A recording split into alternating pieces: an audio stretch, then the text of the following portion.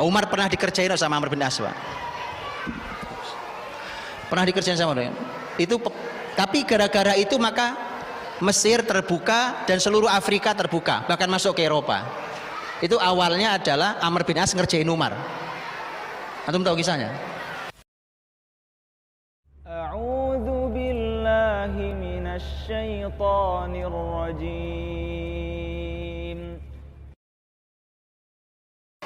Pemaparan tentang bagaimana dalam sejarah orang-orang di dalam Islam kecerdasan luar biasa itu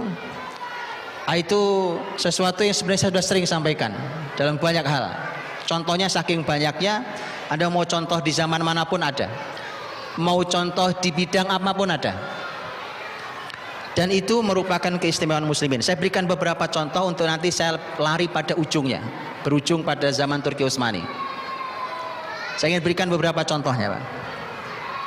Kalau berbicara tentang sahabat Rasul radhiyallahu anhum ajmain, itu masya Allah teman-teman, ada orang-orang yang memang lahir sudah pinter. Jadi memang ini bawaan. Ya, orang bilang ini bawaan lahir, Pak. Kok kamu pinter? Iya, bawaan lahir, Mas. Gitu, Pak. Jadi memang ada orang-orang cerdas bawaan lahir, Pak. Itu memang nggak bisa bodoh, memang nggak bisa bodoh, memang pinter terus dia. Bahkan dia berkarya dengan hal itu. Di antara orang yang luar biasa, bahkan disebut paling luar biasa untuk urusan kecerdasan, antum perlu pelajari biografinya, adalah sahabat mulia Amr bin As radhiyallahu anhu.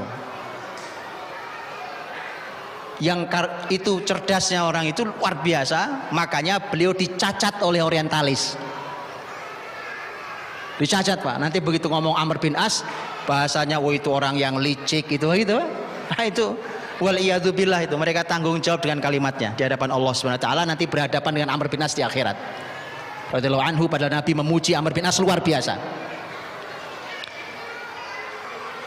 Dulu masyarakat terbaik dulu mengatakan adhadu hatil Arab, orang paling cerdas di kalangan orang Arab itu. Tentu ini kita tidak bicara Nabi Muhammad, ya. Orang paling cerdas di kalangan orang Arab itu ada 4. Tadi saya sudah bilang yang satu Amr bin As radhiyallahu anhu. Yang kedua Muawiyah, sama ini. Ini sahabat yang juga dizolimi oleh sejarah luar biasa, oleh orang-orang yang tidak bertanggung jawab. Muawiyah radhiyallahu anhu. Yang ketiga Mughirah bin Syu'bah radhiyallahu anhu. Yang keempat Ziyad ibnu Abi, ini tabi'in, kibarut tabi'in. Keempat, Pak. Oke, 4 ini mana yang sudah antum baca biografinya? Enggak 4-4-nya. Tapi antum tahu Einstein kan? Antum tahu Einstein, ya?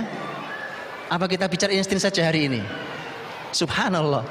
Ini yang 3 sahabat, yang 1 tabi'in. Adhadu hatil Arab. Orang Arab punya orang yang super cerdas, 4 orang nih. Dulu belum ada tes IQ. Kalau ada tes IQ, saya sering bilang, orang-orang ini kalau dites IQ, jangankan level sahabat, level ulama yang tadi disebutkan, Imam Bukhari, Imam Muslim, apa segala macam, Imam Syafi'i, Imam Ahmad, Imam Abu Hanifah, Imam Malik, itu kalau dites IQ yang putus alat tesnya, Pak. Saya sudah sering sampaikan ini. Jangan tanya berapa skornya, yang putus alat tesnya. Itu saya sudah buktikan hari ini. Betulan, Pak. Betulan. Anda boleh didik anak Anda dengan cara Islam, datangkan psikolog, datangkan psikiatri, datangkan orang yang menguji tentang IQ, putus alat tesnya. Yang menguji bilang, saya tidak mengerti, Pak. Kenapa anak segini begini bicaranya? Wallahi, itu kalimat tidak dari satu pakar saya dengar. Terus, Pak. Ya, itu kalau dididik dengan syariat ini. Baik.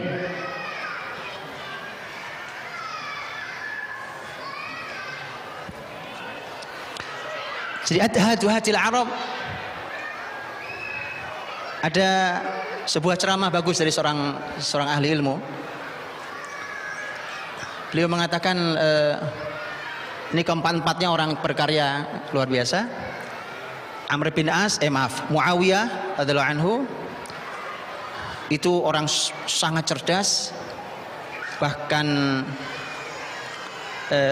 ini Muawiyah ini teman-teman dulu sudah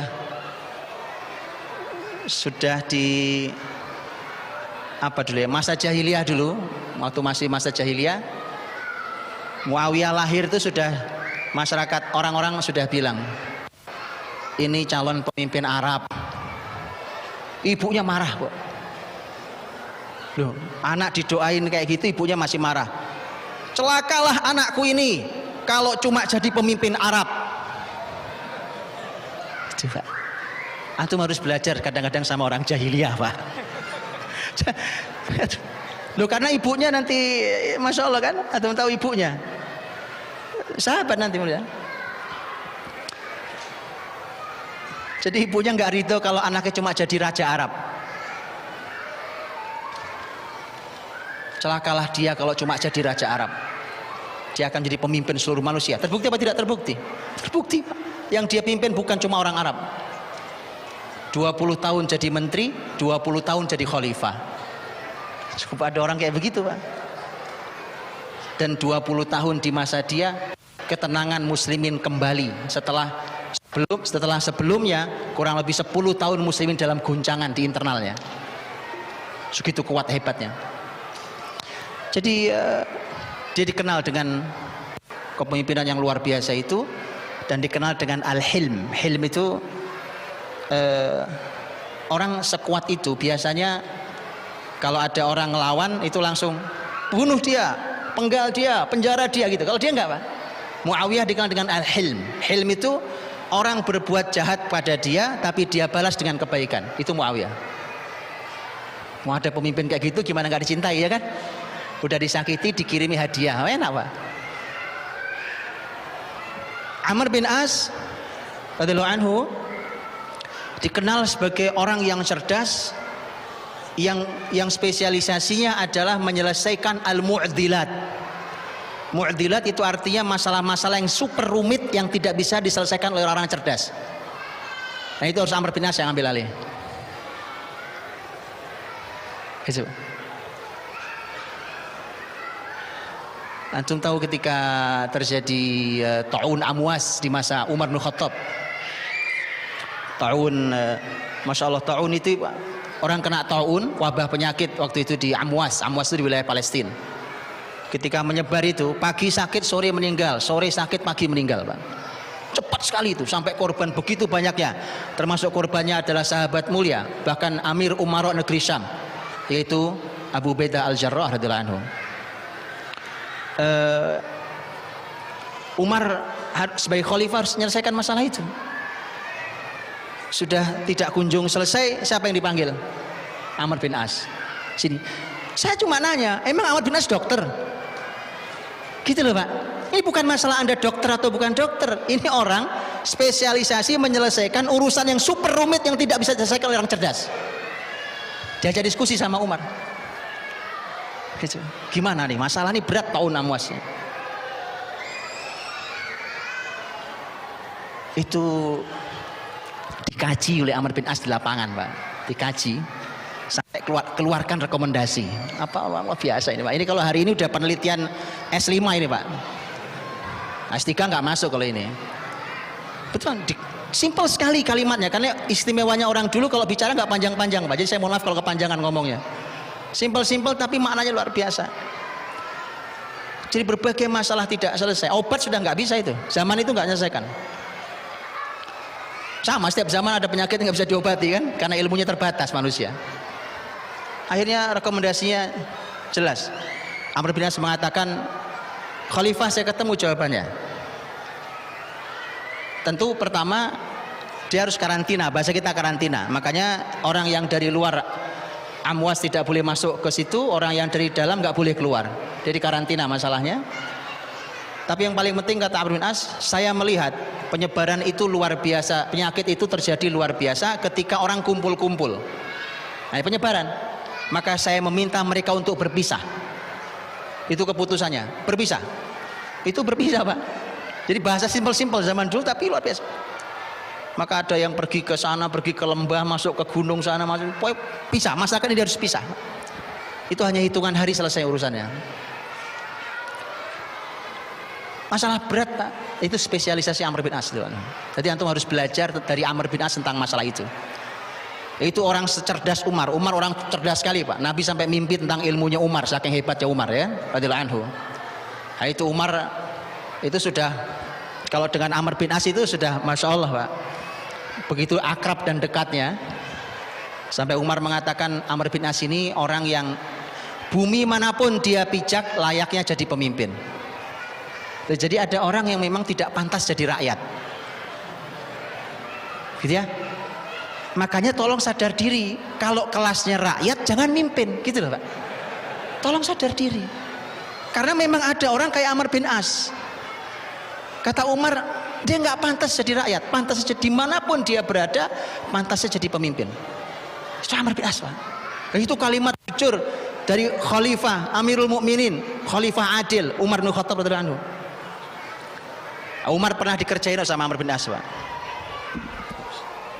Pernah dikerjain sama dia. Itu, tapi gara-gara itu maka Mesir terbuka dan seluruh Afrika terbuka, bahkan masuk ke Eropa. Itu awalnya adalah Amr bin As ngerjain Umar. Antum tahu kisahnya? Belajarlah ya, belajar istilah. Amr bin As radhiyallahu anhu itu sudah ngerayu Umar berkali-kali. Dan ini ngerayunya tidak bohong, karena Amr bin As itu dari sejak jahiliyah dulu itu kerjaannya memang bolak-balik Afrika Pak. Antum tahu kan kisah bahwa muslimin ketika hijrah ke negeri Habasyah, itu kan yang dikirim oleh orang Quraisy untuk narik muslimin Amr bin As, betul ya? Amr bin As itu begitu dialog dengan Najasyi, itu dialognya sudah langsung akrab. Kenapa? Kenalnya sudah lama. Dan kenapa yang dikirim Amr bin As selain kemampuan berdiplomasi, memang juga kemampuan juga perkenalan yang akrab dia dengan Najasyi. Jadi wilayah Afrika itu dia hafal banget. Afrika itu hafal banget dia. Makanya ketika selesai penaklukan Syam, Palestina diambil alih oleh Umar, Amr bin As itu ngerayu Umar, kita lanjutkan ya sampai masuk Mesir ya, masuk Afrika. Umar bilang jangan, karena Umar itu sangat khawatir pada muslimin Pak. Umar tidak mau ada muslimin satu saja yang jadi korban. Amr bin As meyakinkan, kata Amr bin As, Mesir itu negeri yang kaya, pertahanannya lemah. Itu dikasih jaminan, saya lebih paham. Tapi tetap enggak, jangan. Dirayu, akhirnya boleh deh, cobain. Tapi yang memimpin harus dia, karena dia yang paham. Amr bin As radhiyallahu anhu. Tapi Amr bin As itu tahu bahwa Umar ini nampaknya masih agak ragu Pak. Karena begitu nanti dia rapat lagi dengan para staf ahli, yaitu para sahabat, bisa berubah pikiran tuh Umar. Bener, Umar dari Madinah kirim surat, Amr bin As lagi ada di Palestina, masih masuk di bumi Palestina. Datang utusan bawa suratnya Umar radhiyallahu anhu. Kemudian utusannya mengatakan, Amr bin As ada surat dari Khalifah, pegang dulu. Amr bin As mulai merasa ini ada sesuatu di surat ini. Lihat orang cerdasnya luar biasa itu. Jadi dalam tanda kutip Umar pernah dikerjainnya apa? Dia nanya pada orang ahli, kita ada di mana sekarang? Oh ini bumi Palestina, wahai Amr bin As. Bumi Mesir mana? Itu kalau kamu sudah lewati lembah itu maka itu udah Mesir. Oke. Pasukan bergerak Pak. Pasukan bergerak. Begitu kaki menginjak perbatasan dan sudah masuk ke wilayah Mesir, mana suratnya? Sini Pak, sini. Betul Pak, Anda tahu isi suratnya. Lihat Pak, analisanya luar biasa, nyaris kayak dukun Pak. Surat belum dibuka udah tahu isinya. Apa bunyinya suratnya? Kalau kau masih ada di luar Mesir maka kembalilah. Tapi kalau kau ada di dalam Mesir lanjutkan. Nah, sudah di Mesir saya sekarang. Jadi Mesir, Afrika, Eropa itu jasa Amr bin As ngerjain Umar bin Khattab Pak. Orang-orang cerdas dua-duanya, orang-orang soleh dua-duanya. Gitu ya, tolong dibaca. Bagaimana Amr bin As ngerjain musuhnya itu luar biasa. Palestina punya orang sangat cerdas, dikenal dengan Artabun. Kita disampaikan ke Umar. Umar ini ada Artabun Palestina. Ini orang cerdas sekali, jadi nggak boleh sembarang orang kau kirim. Kata Umar, tenang. Kalau Romawi punya Artabun, kami punya Artabun. Dikirimlah Amr bin As radhiyallahu anhu. Habis dikerjain Amr bin As Pak. Atau baca sejarahnya gimana dikerjain Amr bin As itu. Begitu seterusnya. Mughirah bin Syu'bah radhiyallahu anhu. Mughirah bin Syu'bah itu dikenal sahabat yang punya kemampuan menyelesaikan masalah seketika. Jadi kalau ada orang perlu berpikir sangat cepat, tidak perlu analisa dan tepat, itu Mughirah bin Syu'bah.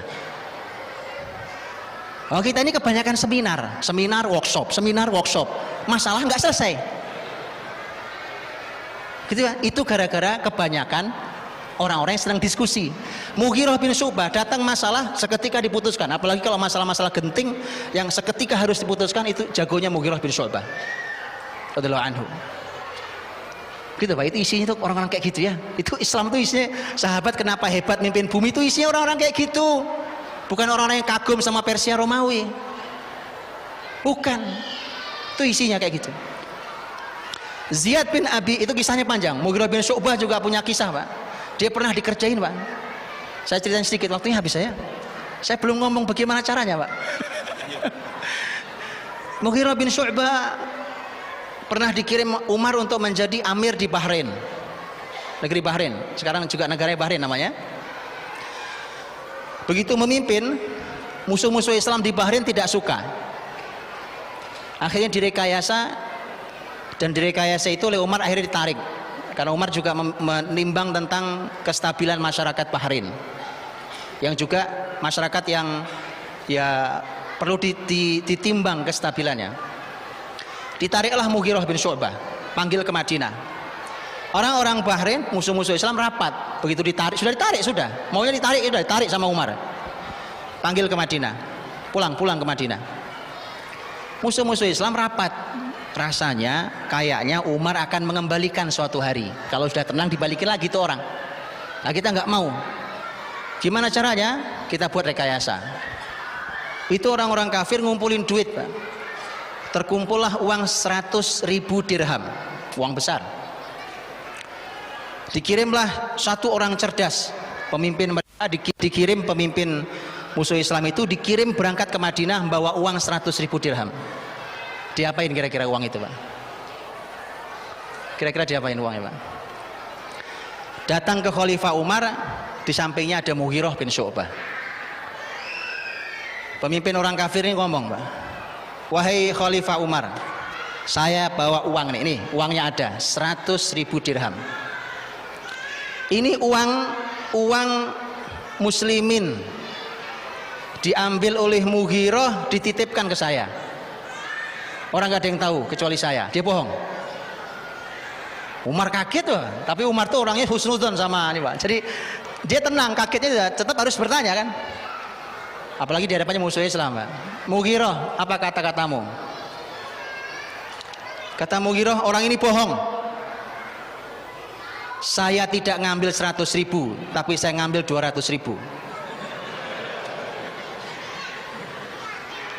Dipikir bohong mau bantah, enggak?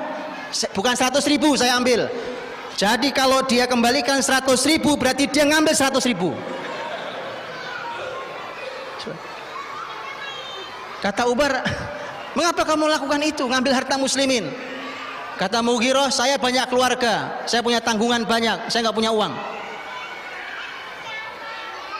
Itu, Pak, si kepala suku itu sujud, jungkir balik di bawah, karena dia tahu habis ini mati dia, Pak nih. Tidak, wahai Umar, tidak, demi Allah tidak, saya tidak lakukan itu. Ini sebenarnya bukan uang yang dititipkan ke saya, ini orang pada ngumpulin uang. Mughirah senyum-senyum, kamu tahu sekarang? Umar nanya ke Mughirah, kenapa caramu menjawab seperti itu? Kata Mughirah, karena dia ingin menjatuhkan saya, maka saya buat dia menjadi hina. Gitu, Pak. Itu Mughirah bin Syu'bah itu kerja, Pak. Jadi seketika nggak pakai mikir, menyelesaikan masalah itu nggak pakai mikir, kelamaan, Pak.